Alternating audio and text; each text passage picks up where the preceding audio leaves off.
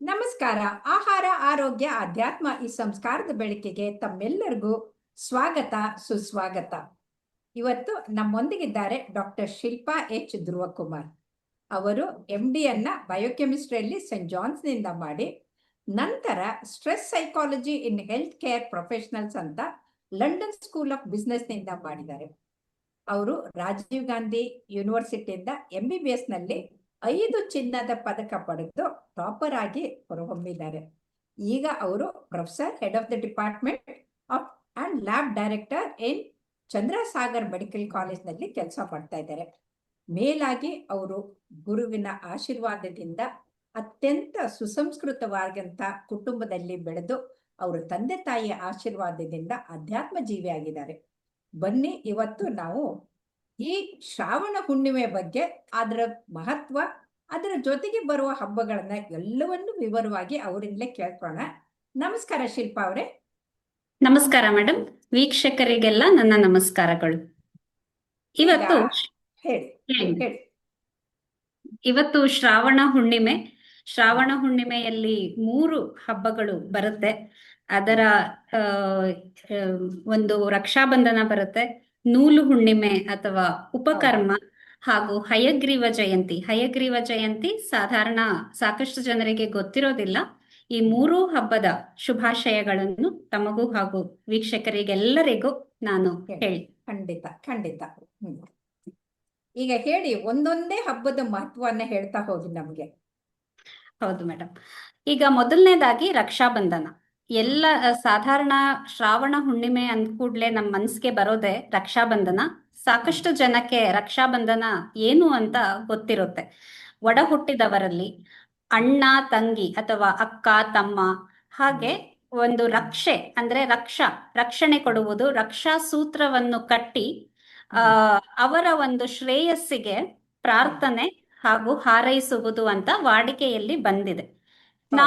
ನಾನು ಯಾವಾಗ್ಲೂ ಹೇಳ್ತೀನಿ, ಪ್ರತಿ ಹಬ್ಬಕ್ಕೂ ನಮ್ಮ ಪುರಾಣದಲ್ಲಿ ಒಂದು ಕತೆ ಮಹತ್ವ ಇರುತ್ತೆ. ಹೌದು, ಹೇಳಿ. ನಾನು ಕೇಳಕ್ಕೆ ಕುತೂಹಲ ಇದೆ. ರಕ್ಷಾಬಂಧನಕ್ಕೆ ಒಂದು ವಿಶೇಷ ಏನಂದ್ರೆ, ನಾವು ಪುರಾತನ ಅತ್ಯಂತ 3 ಸಾಕಷ್ಟು ಪ್ರಸಿದ್ಧಿಯಲ್ಲಿರೋ ಕತೆಗಳಿದೆ. ಅದಕ್ಕೆ ಮುಂಚೆ ಒಂದು ಪುರಾತನವಾದ ಒಂದು ಕತೆ ಇದೆ. ಇದರ ಉಲ್ಲೇಖ ಭವಿಷ್ಯ ಪುರಾಣದಲ್ಲಿ ಆಗಿದೆ. 137ನೇ ಶಾಖೆ ಅನ್ಸುತ್ತೆ. ಭವಿಷ್ಯ ಪುರಾಣದಲ್ಲಿ ಇದು ಹೇಗೆ ತಗೊಂಡ್ ಬಂದಿದ್ದಾರೆ ಅಂದ್ರೆ, ಶ್ರೀಕೃಷ್ಣನು ಧರ್ಮರಾಯಂಗೆ ಹೇಳ್ತಾನೆ. ಧರ್ಮರಾಯ ಕೇಳ್ತಾನೆ, ಕುರುಕ್ಷೇತ್ರ ಯುದ್ಧ ಆಗಕ್ಕೆ ಇನ್ನೇನು ಹೊರಟಿದೆ, ಹೆಂಗೆ ನಾನು ನನ್ನ ದಾಯಾದಿಗಳು ಅಥವಾ ನನ್ನ ಅಣ್ಣ ತಮ್ಮಂದ್ರನ್ನ ರಕ್ಷಣೆ ಹೆಂಗೆ ಮಾಡ್ಲಿ ಅಂತ ಕೇಳುವಾಗ, ಕೃಷ್ಣನು ಇದರ ಒಂದು ಉಲ್ಲೇಖವನ್ನು ಹೇಳ್ತಾನೆ. ದೇವಲೋಕದಲ್ಲಿ ದೇವರಿಗೆ ಮತ್ತು ದಾನವರಿಗೆ ಯುದ್ಧ ಆಗ್ತಾ ಇರುತ್ತೆ. ಇಂದ್ರನ ಹೆಂಡತಿಯಾದ ಸಚೀದೇವಿ ಬೃಹಸ್ಪತಿ, ದೇವ ಗುರುಗಳಾದ ಬೃಹಸ್ಪತಿ ಹೌದು ಕೇಳ್ತಾಳೆ, ನನ್ನ ಗಂಡನಿಗೆ ಶ್ರೇಯಸ್ಸನ್ನು ಉಂಟು ಮಾಡ್ಲಿಕ್ಕೆ ಏನು ಮಾಡ್ಬೇಕು ಅಂತ. ಆಗ ಗುರುಗಳಾದ ಬೃಹಸ್ಪತಿಗಳು ಒಂದು ದಾರವನ್ನು ತೆಗೆದುಕೊಂಡು ಅದಕ್ಕೆ ಪೂಜೆ ಮಾಡಿ ಮಂತ್ರಿಸಿ ಸಚೀದೇವಿಗೆ, ಕೆಲವೊಂದ್ ಕಡೆ ಸಚೀದೇವಿನೇ ಕಟ್ಟಿದ್ಲು ಅಂತ ಇದೆ, ಕೆಲವೊಂದ್ ಕಡೆ ಬೃಹಸ್ಪತಿಗಳು ಇಂದ್ರನಿಗೆ ಕಟ್ಟಿದ್ರು. ಹಾಗಾಗಿ ಅವನು ಆ ಯುದ್ಧದಲ್ಲಿ ಜಯಗಳಿಸಿ ಅವನಿಗೆ ಒಂದು ಶ್ರೇಯಸ್ಸಾಯಿತು ಅಂತ ಇದೆ. ಹೀಗಾಗಿ ಇದು ನಾವು ಏನು ಗಮನಿಸ್ಬೇಕು ಅಂದ್ರೆ, ಇದು ಅಣ್ಣ ಹಾಗೂ ತಂಗಿ ಅಥವಾ ಅಕ್ಕ ಅಲ್ಲ, ಯಾರಿಗೆ ಅಲ್ಲ, ಆಮೇಲೆ ಹೆಣ್ಮಕ್ಳಿಗೂ ಕಟ್ಬೋದು. ನನಗೆ ಬೇಕಾದ ಜನ ಕಟ್ತಾರೆ, ಕಟ್ಟಿಸ್ಕೋತೀನಿ ನಾನು. ಖಂಡಿತ. ರಕ್ಷೆಯನ್ನು ಕೊಡುವ ಒಂದು ಸೂತ್ರ ಇದು. ಒಂದು ಇಂದ್ರ ಹಾಗೂ ಸಚೀದೇವಿ. ಇನ್ನೊಂದು ಬರುವಂತಹ ಒಂದು ಕತೆ ಅಂದ್ರೆ, ಕುಂತಿದೇವಿ ಅಭಿಮನ್ಯುವಿಗೆ ಕಟ್ಟಿರ್ತಾಳೆ ಈ ರಕ್ಷೆಯನ್ನು. ಶ್ರಾವಣ ಮಾಸದ ಹುಣ್ಣಿಮೆಯಂದು ಕುಂತಿದೇವಿ ಅದಕ್ಕೆ ಪೂಜೆ ಮಾಡಿ ಮಂತ್ರಿಸಿ ಅವಳ ಮೊಮ್ಮಗನಾದ ಅಭಿಮನ್ಯುವಿಗೆ ಈ ರಕ್ಷಾ ಬಂಧನದಂದು ರಕ್ಷೆಯನ್ನು ಕಟ್ಟಿರ್ತಾಳೆ. ಕೃಷ್ಣನಿಗೆ ಗೊತ್ತಿರುತ್ತೆ, ಅಭಿಮನ್ಯು ಆ ಯುದ್ಧದಲ್ಲಿ ಮರಣ ಹೊಂದಿನೇ ಪ್ರಸಿದ್ಧಿ ಆಗ್ಬೇಕು, ಅವನ ಕರ್ಮ ಹಾಗಿರುತ್ತೆ ಅಂತ. ಶ್ರೀಕೃಷ್ಣ ಪರಮಾತ್ಮನೇ ಒಂದು ಇಲಿಯ ರೂಪವನ್ನು ತೆಗೆದುಕೊಂಡು ಹೋಗಿ ಯುದ್ಧದ ಮುಂಚೆ ಆ ದಾರವನ್ನು ಕಚ್ಚಿ ತೆಗಿತಾನೆ. ದೇವ್ರೇ ಬರ್ಬೇಕಾಯ್ತು ಆ ರಕ್ಷೆಯನ್ನು ಕಚ್ಚಿ ತೆಗಿಲಿಕ್ಕೆ. ಇದು 2 ಆ ರಕ್ಷಣೆ ದಾರಕ್ಕೆ ಅಷ್ಟು ಮಹತ್ವ ಇದೆ ಅಂತ. ಹೌದು. ಈ ಎರಡು ಕಥೆಗಳು ಸಾಧಾರಣ ವಾಡಿಕೆಯಲ್ಲಿರೋದಿಲ್ಲ. ಈಗ ಯಾಕೆ ಇದು ಒಡ ಹುಟ್ಟಿದವರ ಹಬ್ಬ ಅಂತ ಪ್ರಸಿದ್ಧಿ ಆಯ್ತು ಅಂದ್ರೆ, ಸಾಧಾರಣ ವಾಡಿಕೆಯಲ್ಲಿರೋದು ನಮ್ಗೆ ಕೃಷ್ಣ ಹಾಗೂ ದ್ರೌಪದಿಯ ಕತೆ. ದ್ರೌಪದಿ, ಹೌದು. ಹೌದು. ಕೃಷ್ಣನ ಬೆರಳು ಒಮ್ಮೆ ಕೃಷ್ಣನ ಬೆರಳಿಗೆ ಗಾಯ ಆಗುತ್ತೆ. ಕೆಲವೊಂದ್ ಕಡೆ ಗಾಳಿಪಟ ಹಾರಿಸುವಾಗ ಅಂತಿದೆ, ಕೆಲವೊಂದ್ ಕಡೆ ಯುದ್ಧದಲ್ಲಿ ಗಾಯ ಆಗಿರುತ್ತೆ. ಅವಳು ತಕ್ಷಣ ತನ್ನ ಸೀರೆಯ ಅಂಚಿನ ಒಂದು ತುಂಡನ್ನು ತೆಗೆದುಕೊಂಡು ಅದನ್ನು ಕೃಷ್ಣ ದೇವರಿಗೆ ಕಟ್ಟುತ್ತಾಳೆ.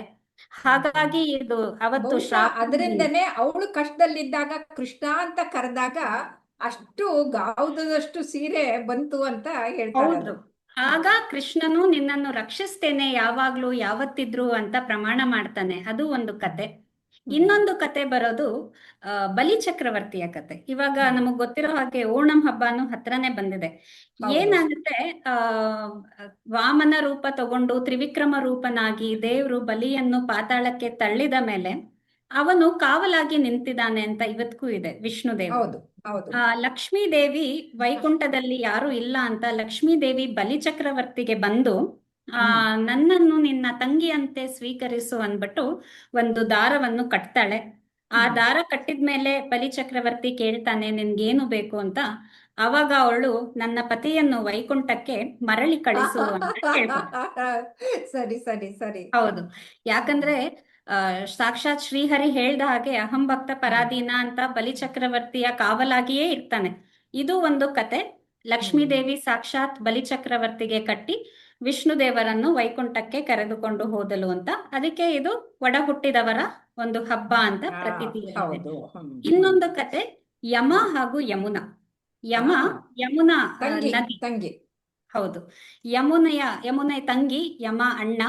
ಸುಮಾರು ವರ್ಷಗಳಿಂದ ಯಮದೇವರು ಯಮುನೆಯನ್ನು ಭೇಟಿಯಾಗಿರೋದಿಲ್ಲ. ಹಾಗಾಗಿ ಅವಳು ಒಂದ್ಸತಿ ಕೇಳ್ಕೊತಾಳೆ. 12 ವರ್ಷಗಳಾದ್ಮೇಲೆ ಯಮದೇವರು ಯಮುನೆಯನ್ನು ಭೇಟಿಯಾದಾಗ ಆಗ ಯಮುನೆ ಒಂದು ರಕ್ಷಾದಾರವನ್ನು ಕಟ್ಟಿ ತಂದು ಪೂಜೆ ಮಾಡಿ ಅದನ್ನು ಯಮನಿಗೆ ಕಟ್ತಾಳೆ. ಆಗ ಸಾಕ್ಷಾತ್ ಯಮನೆ ಹೇಳುವ ಹಾಗೆ ಶ್ರಾವಣ ಮಾಸದ ಹುಣ್ಣಿಮೆಯಂದು ನರಕದ ಬಾಗಿಲು ತೆಗೆಯೋದಿಲ್ಲ. ಯಾಕೆಂತಂದ್ರೆ ಈ ಹಬ್ಬವನ್ನು ಆಚರಿಸದವರಿಗೆ ಶ್ರೇಯಸ್ಸು ಹಾಗೂ ಒಳ್ಳೆ ಆಯಸ್ಸು, ಆರೋಗ್ಯ ಎಲ್ಲ ಒಂದು ದಯ ಪಾಲಿಸಲಿ ಅಂತ ಯಮದೇವರು ಹರಿಸ್ತಾರೆ, ಆಶ್ರಯಿಸ್ತಾರೆ. ಅದಕ್ಕೆ ಅಕ್ಕ ತಂಗಿಯರು ಅಣ್ಣ ತಮ್ಮಂದ್ರಿಗೆ ಕಟ್ಟೋದು. ಅಂದ್ರೆ ಅವರು ನರಕಕ್ಕೆ ಹೋಗದೆ ಇರ್ಲಿ, ಒಳ್ಳೆಯವರಾಗ್ಲಿ, ಅವ್ರಿಗೆ ಇವ್ರ ರಕ್ಷೆ, ಇವ್ರಿಗೆ ಅವ್ರ ರಕ್ಷೆ.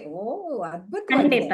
ಇದು ಯಮ ಹಾಗೂ ಯಮುನನ ಕತೆ. ಈ 3 ಕತೆಗಳನ್ನು ನಾವು ಗಮನಿಸೋದ್ರಿಂದ ಏನಾಗುತ್ತೆ, ಅದು ಒಂದು ಒಡ ಹುಟ್ಟಿದವರ ಹಬ್ಬ ಅಂತಾನೆ. ಅದಕ್ಕೆ ಇದು ಅಣ್ಣ ತಂಗಿಯರು ಅಥವಾ ಅಕ್ಕ ತಮ್ಮನಿಗೆ ಅಣ್ಣನಿಗೆ ಕಟ್ಟುವಂತಹ, ರಕ್ಷೆಯನ್ನು ಕಟ್ಟುವಂತಹ ಒಂದು ವಾಡಿಕೆ ಬಂದಿದೆ. ಆದ್ರೆ ನಾವು ತುಂಬಾ ಪುರಾತನ ಒಂದು ಪುರಾಣಗಳನ್ನು ನೋಡಿದಾಗ ಯಾರಿಗೆ ನಾವು ಒಂದು ಶ್ರೇಯಸ್ಸನ್ನು ಬಯಸ್ಬೇಕಾದ್ರೆ ರಕ್ಷಾ ಸೂತ್ರ, ರಕ್ಷೆಯನ್ನು ಕೊಡುವಂತ ಭಗವಂತನಲ್ಲಿ ಪ್ರಾರ್ಥಿಸಿ ಅವರಿಗೆ ಒಳ್ಳೆಯದನ್ನು ಮಾಡುವಂತ ಯಾರು ಬೇಕಾದ್ರೂ ಕಟ್ಟಬಹುದು. ಇವತ್ತಿನ ಒಂದು ಶ್ರಾವಣ ಹುಣ್ಣಿಮೆಯ ದಿನ ಒಂದು ಮುಖ್ಯವಾದ ಅಂಶ ಅಂದ್ರೆ ಅದನ್ನು ಪೂಜೆ ಮಾಡ್ಬೇಕು. ಪೂಜೆ ಮಾಡಿ ಆಮೇಲೆ ಶ್ರಾವಣ ತಿಂಗಳದ್ದು ಕೊನೆಗೆ ಬಂದಿರ್ತೀವಿ ನಾವು. ಇದು ಹುಣ್ಣಿಮೆ ಬಂದಾಗ ಕೊನೆ. ಹಾಗಾಗಿ ಶ್ರಾವಣ ತಿಂಗಳಲ್ಲಿ ಆಚರಿಸಿದಂತ ಎಲ್ಲಾ ಹಬ್ಬಗಳದ್ದು ಪುಣ್ಯ ಕೂಡ ಅಲ್ಲಿರುತ್ತೆ ಅಲ್ವಾ? ವ್ರತ ಮಾಡಿರ್ತೀವಿ ಎಲ್ಲ. ಸರಿ. ಖಂಡಿತ. ಶ್ರಾವಣ ಮಾಸ ಅಂದ್ರೆ ನಮ್ಗೆಲ್ಲ ಗೊತ್ತಿರೋ ಹಂಗೆ ಒಂದು ಸಮೃದ್ಧಿಯ ಒಂದು ಮಾಸ. ಮಳೆ ಬಂದು ಫಲವತ್ತಾದ ಭೂಮಿ ಇರುತ್ತೆ. ಭೂಮಿ ನಳಿನಳ್ತಾ ಇರುತ್ತೆ. ಹೌದು. ಅದು ಹುಣ್ಣಿಮೆಯ ದಿನ. ಶ್ರವಣ ನಕ್ಷತ್ರ ಅಂತ ದೇವ್ರ ಕತೆ ಬರುವಾಗ ಹೇಳ್ತಾರೆ. ಹಂಗಾಗಿ ಇದು ತುಂಬಾ ಒಂದು ಮಹತ್ವದ ದಿನ. ನಾವು ಯಾರಿಗೆ ರಕ್ಷಣೆ ಬಯಸಿದ್ರು ನೀವ್ ಹೇಳ್ದಾಗೆ ಮೇಡಮ್, ಹೆಣ್ಮಕ್ಳು ಕೂಡ ಕಟ್ಕೋಬಹುದು. ನಾವು ಅಕ್ಕ ತಂಗಿಯರು ಕಟ್ಟಬಹುದು. ದಾರವನ್ನು ಪೂಜಿಸಿ ಅಭಿಮಂತ್ರಿಸಿ ಒಂದು ಕಟ್ಟಿದ್ರೆ ಎಲ್ಲರಿಗೂ ಆ ಭಾವನೆ ಮುಖ್ಯ ಆಗುತ್ತೆ. ಆಮೇಲೆ ಎಷ್ಟು ಭಕ್ತಿಯಿಂದ ಕಟ್ತೀವಿ ಅದು ಕೂಡ ಮುಖ್ಯ ಆಗುತ್ತೆ. ಕೇವಲ ಸಿಹಿ ತಿನ್ಸೋದು, ಆರತಿ ಮಾಡೋದು ಅಷ್ಟೇ ಅಲ್ಲ, ಆ ಭಾವನೆ ಮುಖ್ಯ ಆಗುತ್ತೆ. ನಿಜ. ಖಂಡಿತ. ಹಾಗಾಗಿ ಇದು ಒಂದು ರಕ್ಷಾಬಂಧನ ಅಂತ ತುಂಬಾ ಪ್ರಸಿದ್ಧವಾದ ಹಬ್ಬ, ಎಲ್ಲರಿಗೂ ಗೊತ್ತಿರುವಂತಹ ಹಬ್ಬ, ಶ್ರಾವಣ ಮಾಸದ ಹುಣ್ಣಿಮೆಯನ್ನು. ಇನ್ನೊಂದು ಮುಖ್ಯವಾದ ಹಬ್ಬ ಇದೆ, ಅದು ನೂಲು ಹುಣ್ಣಿಮೆ ಅಥವಾ ಅದು ಉತ್ತರ ಕರ್ನಾಟಕದಲ್ಲಿ ತುಂಬಾ ಪ್ರಸಿದ್ಧಿ. ನೂಲು ಹುಣ್ಣಿಮೆ ಖಂಡಿತ. ಈಗ ಯಾರಿಗೆ ಅಧಿಕಾರ ಇರುತ್ತೆ, ಜನವಾರ ಯಾರು ಹಾಕೊಳ್ತಾರೆ, ಅದು ಬದಲಾಯಿಸ್ತಾರೆ. ಅದಕ್ಕೆ ಒಂದು ಪ್ರಮುಖವಾದ, ಅದು ಒಂದು ಏನ್ ಹೇಳ್ತೀವಿ, ಉಪಕರ್ಮ ಅಂತ. ಸಾಂಕೇತಿಕವಾಗಿ ಉಪಕರ್ಮ, ಸಾಂಕೇತಿಕ. ಆದರೆ ಮುಂಚೆ ಎಲ್ಲ ನಮ್ದು ಅಧ್ಯಯನ ವೇದ ಗುರುಕುಲಗಳಿದ್ವು. ಅವತ್ ಆವಾಗಿನ ಕಾಲದಲ್ಲಿ ಈ ದಿನದಿಂದ ವೇದ ಪಾಠ ಶುರು ಆಗ್ತಾ ಇತ್ತು 6 ತಿಂಗಳವರೆಗೆ. ಅದಕ್ಕೆ ಉಪಕರ್ಮ ಮತ್ತೆ ಕರ್ಮದಿಂದ ಯಾರಿಗೆ ಹೊಸ ವೇದ ಅಭ್ಯಾಸ, ವೇದಾಧ್ಯಯನ ಮಾಡ್ಬೇಕೋ ಅವರಿಗೆ ಇವತ್ತಿನ ದಿನ ಅದನ್ನು ಒಂದು ಗುರುಕುಲದಲ್ಲಿ ಸೇರಿಸುವ ಪದ್ಧತಿ. ಯಾರು ಆಗ್ಲೇ ಕಲ್ತಿರ್ತಾರೋ ಅವರಿಗೆ ಪುನರಾವರ್ತನೆ, ನಾವೇನ್ ರಿವಿಷನ್ ಅಥವಾ ಮತ್ತೆ ಇದು ರಿವೈಸ್ ಮಾಡಿದ್ಮೇಲೆ ಹಾಕೋದು. ಆವತ್ತಿನ ದಿನ ಮತ್ತೆ ಅದು ಮಾಡುವಂತಹ ಒಂದು ಪದ್ಧತಿ ಇತ್ತು. ಅದಕ್ಕೆ ಉಪಕರ್ಮ. ನಮ್ಗೆ ಗೊತ್ತಿರೋ ಹಾಗೆ ಚಾತುರ್ಮಾಸ ಸಂಚಾರ ಇರೋದಿಲ್ಲ. ಹಾಗಾಗಿ 6 ತಿಂಗಳ ಕಾಲ ಗುರುಕುಲದಲ್ಲಿ ಇದ್ದು ಒಂದು ವೇದಗಳ ಅಧ್ಯಯನವನ್ನು ಮಾಡುವ ಒಂದು ಹೊಸ ದಿನ, ಶುಭ ದಿನ ಇವತ್ತಿನ ದಿನ ಪ್ರಾರಂಭವಾಗ. ಹೌದು, ಅದಕ್ಕೆ ಉಪಕರ್ಮ ಅಂತ ಹೇಳ್ತಾರೆ. ಇನ್ನೊಂದು ಬಹಳ ಮುಖ್ಯವಾದ ಮಧು ಮತ್ತು ಕೈತಬ ಅಂತ, ಅವರು ವೇದಗಳನ್ನೆಲ್ಲ ತಗೊಂಡು ಹೋಗಿ ಪಾತಾಳದಲ್ಲಿ ಕದ್ಕೊಂಡು ಹೋಗಿ ಪಾತಾಳಕ್ಕೆ ಬಚ್ಚಿಟ್ಕೊಂಡ್ಬಿಡ್ತಾರೆ. ಹೌದು, ಕದ್ಕೊಂಡು ಹೋಗಿರ್ತಾರೆ, ಪಾತಾಳದಲ್ಲಿ ಬಚ್ಚಿಟ್ಟಿರ್ತಾರೆ. ಆಗ ವಿಷ್ಣು ಹಯಗ್ರೀವ ರೂಪವನ್ನು ತಾಳಿ ವೇದಗಳನ್ನು ಮತ್ತೆ ತಗೊಂಡು ಬಂದು, ಸಾಮವೇದವನ್ನು ಹೇಳಿಕೊಂಡೇ ಈ ಹಯಗ್ರೀವ ರೂಪದ ಒಂದು ಪ್ರಕಟವಾಯಿತು ಅಂತ ಹೇಳ್ತಾರೆ. ಅದನ್ನು ವೇದಗಳನ್ನು ತಂದು ಮತ್ತೆ ಜಗತ್ತಿಗೆ ನೀಡುವಂತಹ ಒಂದು ಬಹಳ ಒಂದು ಶುಭ ದಿನ ಇವತ್ತು. ಆದ್ದರಿಂದ ಹಯಗ್ರೀವ ಜಯಂತಿ ಅಂತ ಕೂಡ ಇದನ್ನು ಆಚರಿಸ್ತಾರೆ. ಹಾಗಾಗಿ ಜ್ಞಾನಕ್ಕೂ ಕೂಡ ಬಹಳ ಮುಖ್ಯ. ಒಂದು ವೇದ ಅಧ್ಯಯನಕ್ಕೆ ಉಪಕರ್ಮ, ಇನ್ನೊಂದು ಜ್ಞಾನ ವೃದ್ಧಿ ಆಗೋಕ್ಕೂ ಕೂಡ ಮುಖ್ಯ ಅಂತ. ಹೌದು, ಖಂಡಿತ. ಹಾಗಾಗಿ ಶ್ರಾವಣ ಮಾಸದ ಹುಣ್ಣಿಮೆ ರಕ್ಷಾಬಂಧನಕ್ಕೆ ಮೀರಿ ಇನ್ನೂ ತುಂಬಾ ಬಹಳ ಒಂದು ಶುಭ ಒಂದು ದಿನ. ಯಾವುದೇ ಒಂದು ಶುಭ ಕಾರ್ಯವನ್ನು ಮಾಡ್ಲಿಕ್ಕೆ ಅಥವಾ ವೇದ ಅಥವಾ ಯಾವುದೇ ಈಗಿನ ಕಾಲದಲ್ಲಿ ಯಾವುದೇ ಒಂದು ನಾವು ಯಾವುದೇ ಅಧ್ಯಯನ ಅನ್ಕೋಬಹುದು, ಯಾವುದನ್ನೇ ಜ್ಞಾನ ಯಾವುದೇ ರೀತಿಯಿಂದ ಬಂದ್ರು ಕೂಡ ಅದನ್ನ ನಾವು ಸ್ವಾಗತ. ಖಂಡಿತ. ಒಂದು ಸರಸ್ವತಿ ಪೂಜೆ ದಿನ ಪ್ರಾರಂಭ ಮಾಡುವಂತ ವಾಡಿಕೆ ಇದೆ. ಇಲ್ಲ, ಇವತ್ತಿನ ದಿನ ಕೂಡ ತುಂಬಾ ಒಳ್ಳೆಯದು ಪ್ರಾರಂಭ ಮಾಡ್ಲಿಕ್ಕೆ, ಯಾವುದೇ ವಿದ್ಯೆಯನ್ನು ಪ್ರಾರಂಭ ಮಾಡ್ಲಿಕ್ಕೆ ಶ್ರಾವಣ ಮಾಸದ ಹುಣ್ಣಿಮೆ. ಹಾಗಾಗಿ ರಕ್ಷಾಬಂಧನ ಮತ್ತು ನೂಲು ಹುಣ್ಣಿಮೆ ಅಥವಾ ಉಪಕರ್ಮ, ಹಯಗ್ರೀವ ಜಯಂತಿ ಬಹಳ ಕಡಿಮೆ. 3ರ ಸಂಗಮ, ಸುಂದರ ಸಂಗಮ ಅಂತ ಹೇಳ್ಬೋದು. ಹೌದು, ಖಂಡಿತ. 3ರ ಸಂಗಮ. ನಮ್ಮ ಸನಾತನ ಧರ್ಮದಲ್ಲಿ ಒಂದು ದಿನಕ್ಕೆ ಒಂದು ಹಬ್ಬ ಬರುತ್ತೆ, ಆದರೆ ಇವತ್ತಿನ ದಿನ ಎಲ್ಲಾ 3 ಹಬ್ಬಗಳು ಮೂರು ಒಟ್ಟಿಗೆ ಬಂದಿದೆ. ಅದಕ್ಕೂ ಹೆಚ್ಚಾಗಿ ರಕ್ಷಾಬಂಧನ ತುಂಬಾ ಬಹಳ ಮುಖ್ಯ. ರಕ್ಷಾಬಂಧನವನ್ನು ಆಚರಿಸಿ ದೇವರಲ್ಲಿ ಪ್ರಾರ್ಥಿಸಿ ನಮ್ಮ ಎಲ್ಲ ಒಡ ಹುಟ್ಟಿದವರಿಗಿಂತ ಮೀರಿ ನಮ್ಮ ಲೋಕ ಸಮಸ್ತ ಸುಖಿನೋ ಭವಂತು ಅಂತ ಹೇಳ್ತಾರೆ. ನಮ್ಮ ಲೋಕದಲ್ಲಿ ಸರ್ವೇ ಜನ ಸುಖಿನೋ ಭವಂತು. ಹೌದು, ಸರ್ವೇ ಜನ ಸುಖಿನೋ ಭವಂತು. ಲೋಕದಲ್ಲಿರುವ ನಮಗೆ ಯಾರು ಒಡ ಹುಟ್ಟಿದವರು ಇಲ್ಲದೆ ಇದ್ರು ನನಗೆ ಎಷ್ಟು ಜನ ಕಟ್ತಾರೆ ಅಂತಂದ್ರೆ ಅವರೇ ನನ್ಗೆ ಅಣ್ಣ, ತಮ್ಮ, ತಂಗಿ ಎಲ್ಲರೂ ಆಗೋಗ್ಬಿಡ್ತಾರೆ. ನಿಜ, ಖಂಡಿತ. ನಾವು ಯಾರಿಗೆ ಶ್ರೇಯಸ್ಸನ್ನು ಬಯಸ್ತೇವೆ, ಯಾರಿಗೆ ಶುಭವನ್ನು, ಯಾರ ಆಯಸ್ಸನ್ನು ನಾವು ವೃದ್ಧಿ ಮಾಡು, ಆರೋಗ್ಯ ಕೊಡು ಅಂತ ನಮ್ಮ ಗಡಿಗಳಲ್ಲಿ ಹಲವಾರು ಸೈನಿಕರು ಕಾವಲು ಕಾಯ್ತಾ ಇರ್ತಾರೆ. ನಾವು ಅವರಿಗೆ ಸಹ ನಾವು ಬೇಡ್ಕೊಳ್ಬಹುದು, ಕಟ್ಟಬಹುದು. ಈಗ ವೈದ್ಯರಾದಂತ ನನಗೆ ಕಟ್ತಾರೆ ಅಂತಂದ್ರೆ ಇನ್ನು ಸೈನಿಕರಿಗೂ ಕಟ್ಟಬಹುದು. ಹೌದು, ಖಂಡಿತ. ಅಂದ್ರೆ ದೇಶಕ್ಕೆ ಸಂರಕ್ಷಣೆ ಕೊಡುವಂತವ್ರು ಅವರು ಬಹಳ ಮುಖ್ಯ. ಹಾಗಾಗಿ ಇದು ಖಂಡಿತವಾಗಿ ಬರೀ ಒಡ ಹುಟ್ಟಿದವರು, ರಕ್ತ ಸಂಬಂಧಿಗಳು ಮಾತ್ರ ಅಲ್ಲದೆ, ಇದಕ್ಕೆ ಮೀರಿ ನಮ್ಗೆ ಯಾರಿಗೆ ಶುಭ ಆಗ್ಬೇಕು, ಯಾರಿಗೆ ಆಯಸ್ಸು ವೃದ್ಧಿ ಆಗ್ಬೇಕು, ಎಲ್ಲರಿಗೂ ಶುಭವಾಗ್ಲಿ. ಆ ದಾರವನ್ನು ಪೂಜಿಸಿ ಅಭಿಮಂತ್ರಿಸಿ ಅವರಿಗೆ ಕಟ್ಟೋದ್ರಿಂದ ಅವರಿಗೆ ಒಂದು ಶುಭ ಕೋರುವ. ನೋಡಿ, ನಮ್ಮ ಸನಾತನ ಧರ್ಮದಲ್ಲಿ ನಾವು ಯಾವಾಗ್ಲೂ ಬೇರೆಯವರಿಗೇನೆ ನಾವು ಪ್ರಾರ್ಥಿಸ್ಕೊಳ್ಳಕ್ಕೆ ಹೌದು ಹೌದು ಹೌದು. ತಮಗಾಗಿ ಪ್ರಾರ್ಥಿಸ್ಕೊಂಡ್ರೆ ಅದು ಸ್ವಾರ್ಥ ಆಗತ್ತೆ, ಆದ್ರೆ ಬೇರೆಯವ್ರಿಗೆ ಪ್ರಾರ್ಥಿಸ್ಕೊಂಡ್ರೆ ಅದು ಪಾರಮಾರ್ಥ ಆಗತ್ತೆ. ನಿಜ ನಿಜ, ಖಂಡಿತ ಮೇಡಮ್. ಹಾಗಾಗಿ ಇವತ್ತಿನ ಈ ಸುದಿನ ಈ 3 ಹಬ್ಬಗಳನ್ನು ನೆನೆಯುತ್ತಾ, ಹಯಗ್ರೀವ ದೇವರನ್ನು ನೆನೆಯುತ್ತಾ ಎಲ್ಲರಿಗೂ ಶುಭವಾಗ್ಲಿ ಅಂತ ಕೋರ್ತೀನಿ.